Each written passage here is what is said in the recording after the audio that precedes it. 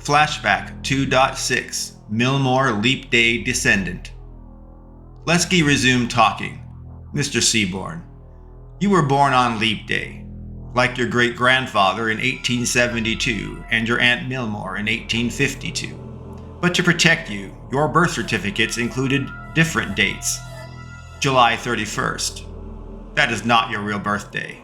Your real birthday was Leap Day, February 29th, 1968. Leap Day is important to your family line, Richard.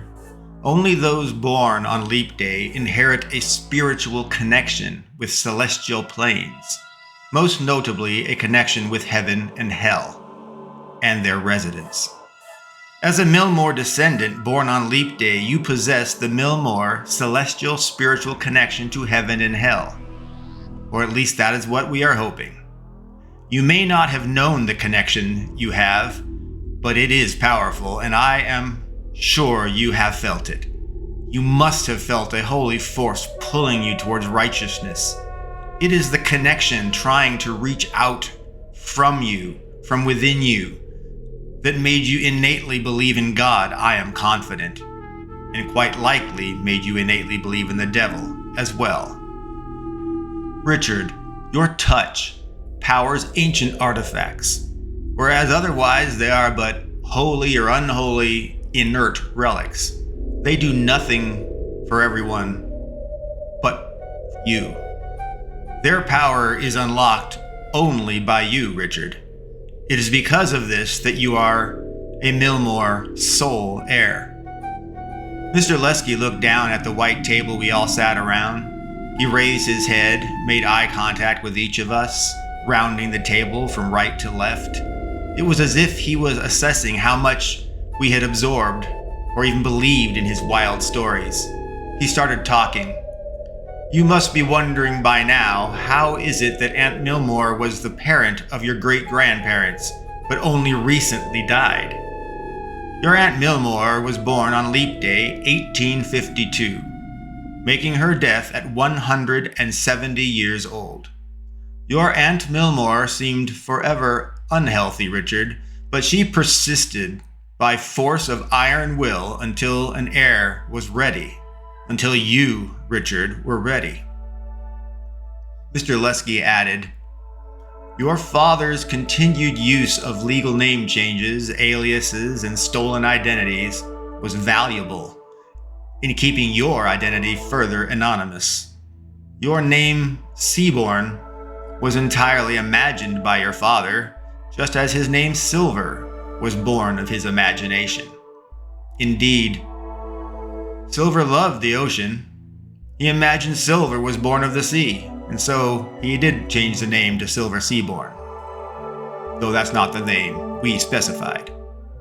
But even with a legally changed name, your father's illegal lifestyle benefited us further from his many aliases and stolen identities, which further protected your identity. It is much harder to trace an alias back to a Seaborn, to a Millmo, and then to a Millmore. You see, Richard, ever since your great-grandparents came to America, your name and identity has been significantly shielded. Lesky looked serious and grave.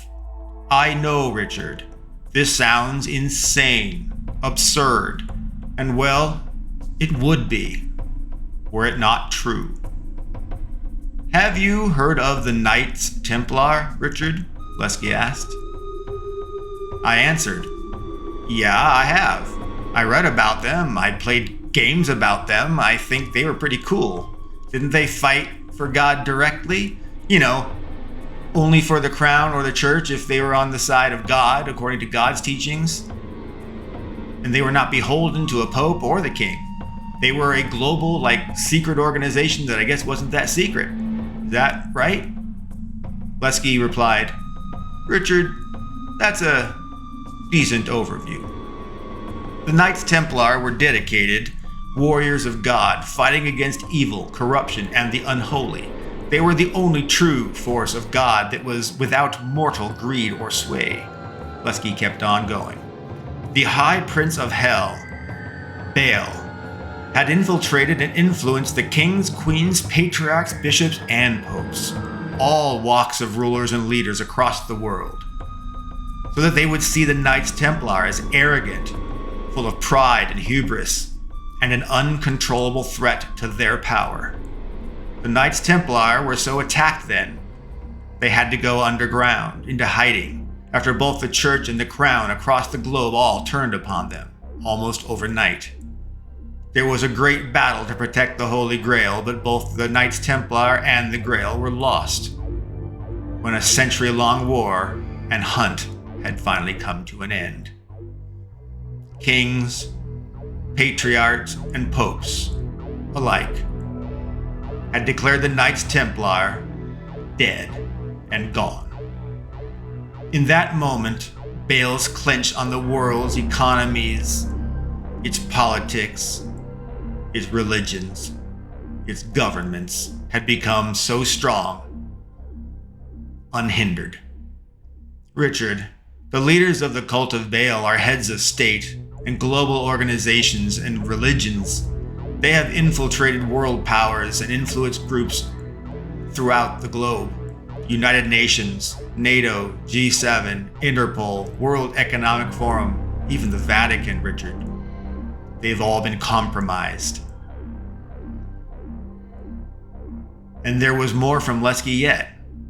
The round table before you was the command stone of the Knights Templar. It was, later, used as King Arthur's round table at one point in history, despite being mischaracterized as a wooden or stone round table. No matter what material, this is the legendary table.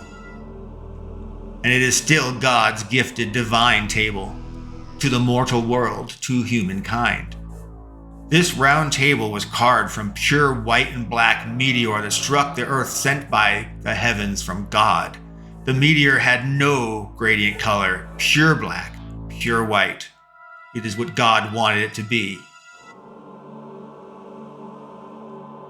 Hell and its hordes knew that the round table was the epicenter of the world's ley lines. It amplified the prayers of anyone seated at it, so that angels might hear them. And with the blessing of God, an angel may answer a round table prayer. The table was said to be empowered spiritually by faith, to be channeled into physical manifestations, like magic. If you know the rituals and the incantations, you might be able to channel the ley line powers into spells. Because of its celestial power, it is a high value target for the destruction by Baal. Lesky continued, Richard, Midnight and Associates are the Knights Templar. He added, we are what is left of it. We are the command center of the Knights Templar. Your Aunt Millmore was the Grand Witch of Baal, and she was the sword of the Knights Templar. She led both the cult and the Templar, which meant she was attacking her own organizations. She played both sides of the chessboard, Richard. She was black and white. She was dark and light. She was evil and good. Your Aunt Millmore straddled the spider web's thin line between right and wrong. She masqueraded as the Grand Witch of Baal, but did unspeakable acts to rise in power, learned of relics and arcane incantations of the occult, Richard, and gained control of all financial and material resources of the cult in hopes of maybe using it against them someday. She waged information, cyber, legal, political, and physical warfare against both the cult of Baal, but also the Knights Templar, Richard. Your Aunt Millmore was conflicted. She was not good, though she was not evil. And yet she did a lot of bad things in the name of good. Lesky concluded, Your Aunt Millmore was, in the end, Knights Templar, and so her hope is that you will take up her role as the sword of the Knights Templar and lead us to victory. And stop Baal and his cult. He was so emphatic. We, Midnight and Associates, are the Knights Templar and are at your service, said Lesky. We are not old guys in armor running around with swords. We are integrated into technology, finance, fashion, textiles, military, munitions, and all sorts of industries throughout the world. We are involved with food, energy, water, waste production, and management. We are pioneers and manufacturers of pharmaceuticals worldwide. The Knights Templar guides the world to the just right, as the cult of Baal guides the world to the sinister left. Richard, this has been an immense amount of information for you to hear and process. I am quite confident you will need the rest of the day to just digest and embrace it all. Please share and talk everything over with your team. I am also confident they are suspicious and highly dubious of everything. I impart these necklaces as gifts for each of you. Each carries an ankh as a symbol of Christianity and the Knights Templar. They are forged of silver, blessed in the holy well waters from beneath the Church of Bethlehem. Please wear them always. They will shield you from the prying eyes of Baal and his minions. Or at least that is what I hope. We will have a car return you to your hotel and pick you up in time to bring you to the Millmore reading at midnight on Leap Day.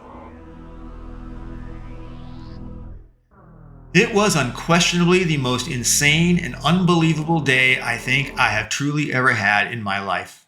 It was difficult to believe it was not a crazy movie or some kind of fiction gaslighting. Maybe it was an incredible gaslighting experience. Was this Lesky guy setting this all up for some unimaginable reason? Or could it all actually be real?